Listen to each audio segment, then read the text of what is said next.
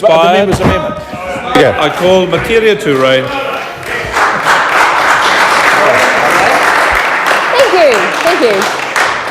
Thank you, Mr. Speaker. Last week, my colleague Green co-leader Russell Norman said that environment funding has been shaved to the scalp. Shaved to the scalp, he said, and we know that for every dollar invested in our environment, many, many more is returned in the form of clean water, flood protection, native forest regeneration, tourism, sustainable fisheries, healthy forests, high-quality agricultural products. New Zealand's economy is 100% dependent on our environment. So only the foolish would use the scarce funds we have in a recession in such a way as to reduce our medium-term economic prosperity and our long-term environmental prosperity.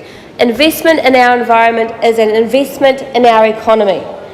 And we only need to look at the hard numbers to see this proved. Some research that was commissioned from the period 2004 to 2007 showed that economic activities arising on public conservation land on the West Coast led to 1,900 extra jobs and extra spending in that region of $200 million a year.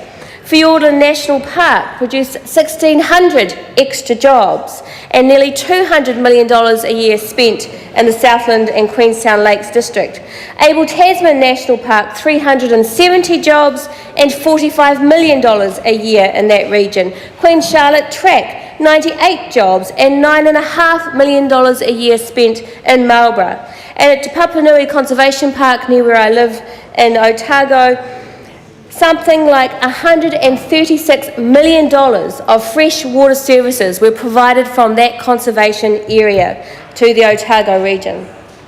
The Department of Conservation does essential work environmentally and economically, but because of underfunding it is forced to triage species and ecosystems, having to care intensively for the few, often at the cost of the many, which continue to decline. The Department of Conservation is mandated to advocate for our natural heritage by the Conservation Act, but is forced to ration its advocacy for our natural heritage by government's fiscal actions. And these cuts come at a time when New Zealand desperately needs to protect the clean green brand that underpins many of our export industries as well as our tourism industry.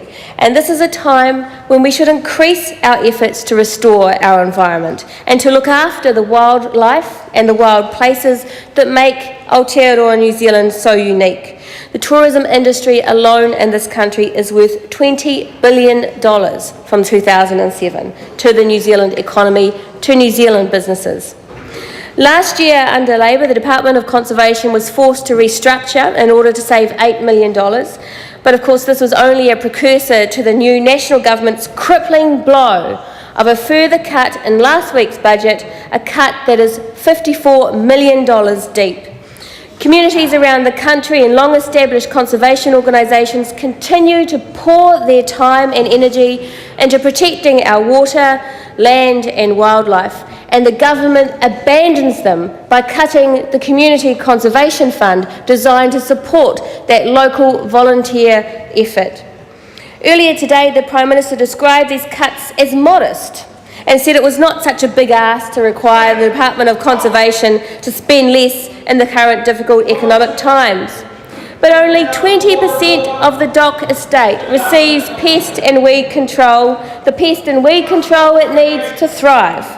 Those areas that do receive that service are already the highest priority areas in the continuing battle to protect native trees, native bird species, native plant species.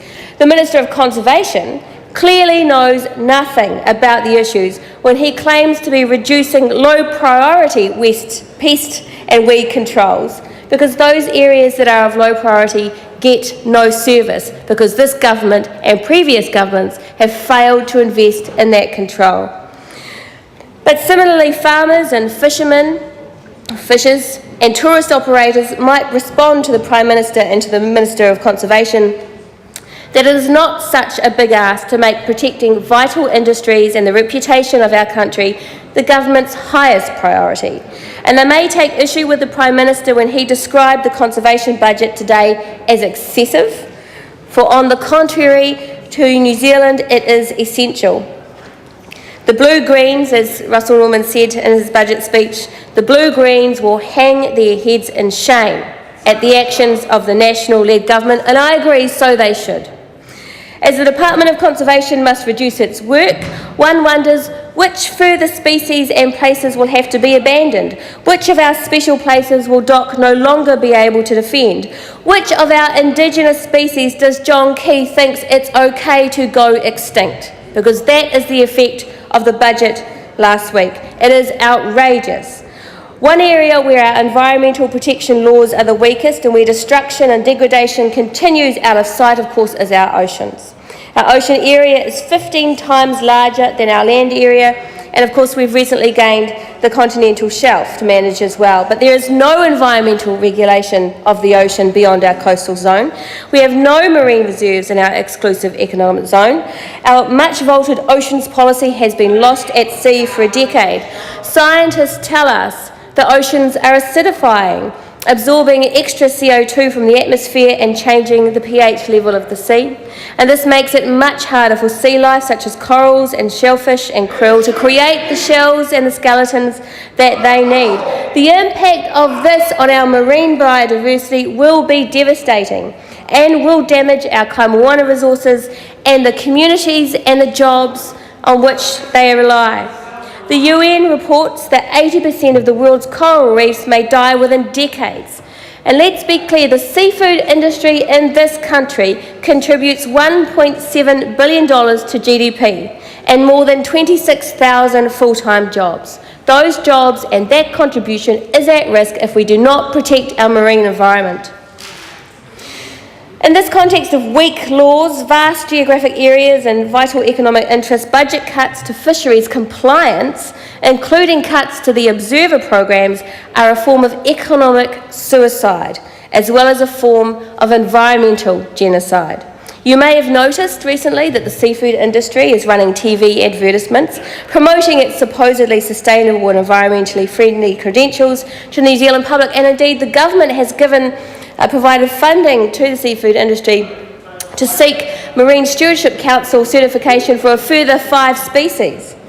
But this is utter greenwash by the seafood industry. The fishing industry knows that its practices, for many of its practices are not sustainable, and yet rather than move to responsible and ecologically acceptable practices, it seeks to woo the public with feel-good PR.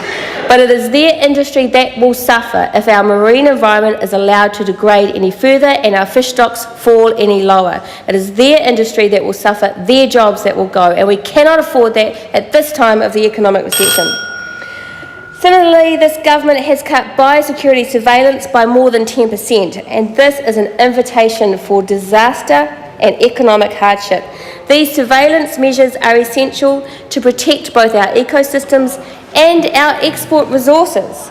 On this point, I think the government will find that environmental groups and industry groups are agreed. On this point, the government will find that the Green Party and Federated Farmers are agreed. We need good quality biosecurity surveillance, not more cuts. Our future depends on our environment, and yet despite the platitudes from the National Party about our children being our future, this government has cut off at the knees the opportunity to develop in our children the high level of ecological literacy that they and we need if they are continue to work to protect the environment on which their future economic prosperity depends. The slashing of funding to education for sustainability is a disaster for our future. We already have something like 675 schools in the Enviro Schools program. That's nearly a quarter of all New Zealand schools are involved in Enviro Schools. Something like 210,000 children who benefit from the Enviro Schools program, Mātou Rangatao, and the Education for Sustainability teaching advisors.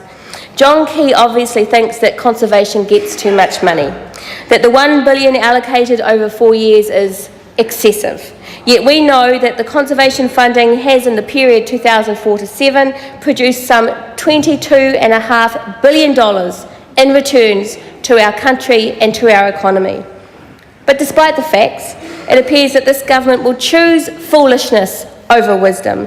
choose short-term profits for the few over the long-term economic and environmental prosperity of our children and their welfare. Kia ora. I advise the member that her time has expired.